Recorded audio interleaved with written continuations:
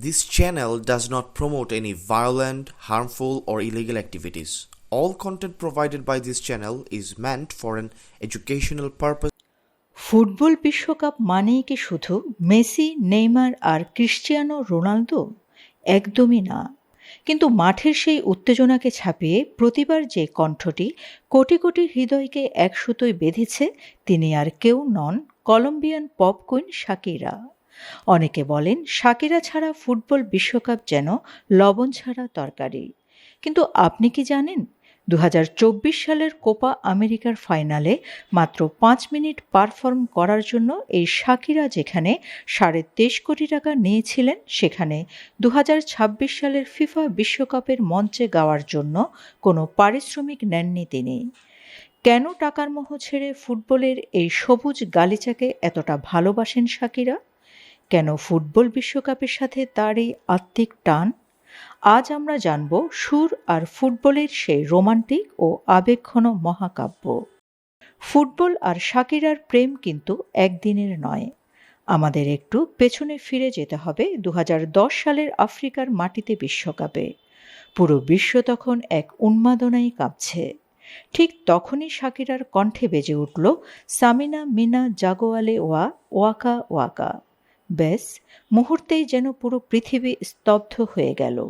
এই একটি গান ফুটবলকে এনে দিয়েছিল এক নতুন ভাষা। শাকিরা শুধু গান নেই, তিনি যেন তার পুরো হৃদয় ঢেলে দিয়েছিলেন সেই সুরের মাঝে। জানলে অবাক হবেন, 2010 সালের সাউথ আফ্রিকা বিশ্বকাপের ওয়াকা ওয়াকা গানের সেটে স্প্যানিশ ডিফেন্ডার জেরার্ড পিকের সাথে প্রথম চোখাচোখি শাকিরার। সেদিনই ঘটেছিল পিকের নীল চোখের জাদু আর শাকিরার মায়াবী হাসির মিলন। শাকিরা নিজেই একবার বলেছিলেন, পিকেকে প্রথম দেখেই আমার মনে হয়েছিল এই ছেলেটির জন্যই আমি এতদিন অপেক্ষা করছিলাম। ফুটবল মাঠ আর সুরের মঞ্চ, দুটি আলাদা পৃথিবী এক হয়ে গিয়েছিল এক অদ্ভুত ভালোবাসার টানে। তারা বিয়ে না করলেও দীর্ঘ 12 বছর একসাথে ছিলেন। তাদের কোল আলো করে এসেছিল দুটি সন্তান, মিলান আর সাশা। পুরো বিশ্ব তাদের দেখত ফুটবলের সবচেয়ে রোমান্টিক এবং আদর্শ জুটি হিসেবে। কিন্তু 2022 সালের মাঝামাঝি সময়ে এসে এই রূপকথার গল্পে যেন এক চরম অমাবস্যা নেমে আসে। হঠাৎ করেই পুরো বিশ্বকে স্তব্ধ করে দিয়ে খবর আসে, ভেঙে গেছে শাকিরা ও পিকের 12 বছরের সেই সাজানো সংসার। সময় বদলেছে। শাকিরা এখন আরও পরিপক্ক, আরও দীপ্তিময়ী। 11 জুন 2026 মেক্সিকোর ঐতিহাসিক স্টেডিয়ামে যখন নাইজেরিয়ান তারকা বার্না বয়ের সাথে শাকিরা পা রাখলেন, তখন স্টেডিয়ামের লাখো দর্শক আর টিভির সামনে বসা শত কোটি মানুষের বুকে কাঁপন ধরেছিল। অফিসিয়াল অ্যানথেম দাই দাই গেয়ে তিনি আবারও প্রমাণ করলেন তিনিই বিশ্বকাপের আসল রানী। কিন্তু পর্দার পেছনের গল্পটা আরও সুন্দর, আরও মানবিক।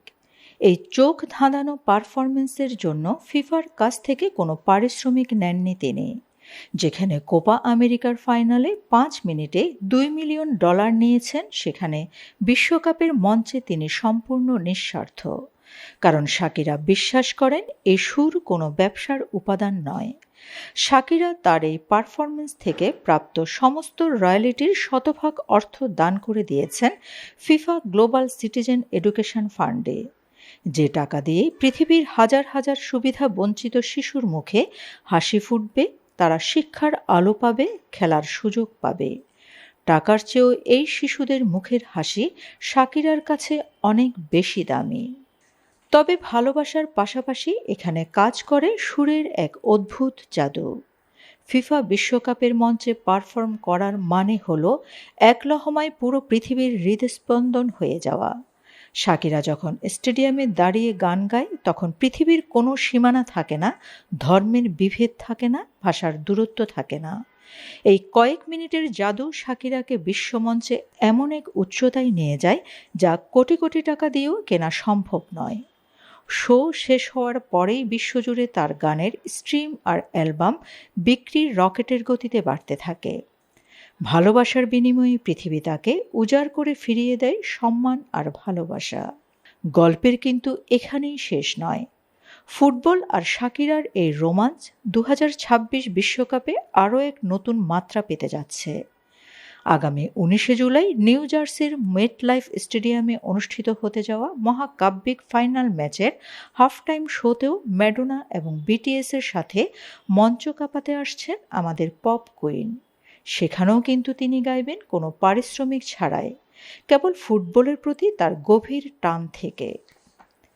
খেলোয়াড়রা মাঠে আসেন, ট্রফি জেতেন, একসময় অবসর নেন, কিন্তু শাকিরার গাওয়া এই সুরগুলো চিরকাল অমর হয়ে থাকবে ফুটবল প্রেমীদের মনে। পিকে হয়তো তার জীবন থেকে হারিয়ে গেছেন, কিন্তু ফুটবল আর সুরের যে প্রেম 2010 সালে শুরু হয়েছিল তা 2026 সালেও মায়াবী আলোর মতো জ্বলছে। শাকিরা প্রমাণ করেছেন কিছু পারফরমেন্স টাকার জন্য হয় না, কিছু পারফরমেন্স হয় কেবলই ভালোবাসার জন্য। প্রিয় দর্শক, শাকিরার কোন বিশ্বকাপ গানটি আপনার হৃদয়ে সবচেয়ে বেশি দোলা দেয়? 2010 সালের সেই পিকের প্রেমে পড়ার ওয়াকা ওয়াকা, নাকি 2026 সালের এই চ্যারিটির দায়ী দায়ী? কমেন্ট করে আপনার অনুভূতি আমাদের সাথে শেয়ার করুন। সুর আর ফুটবলের এমন চমৎকার সব গল্প আরও দেখতে আমাদের চ্যানেলটি এখনই সাবস্ক্রাইব করুন।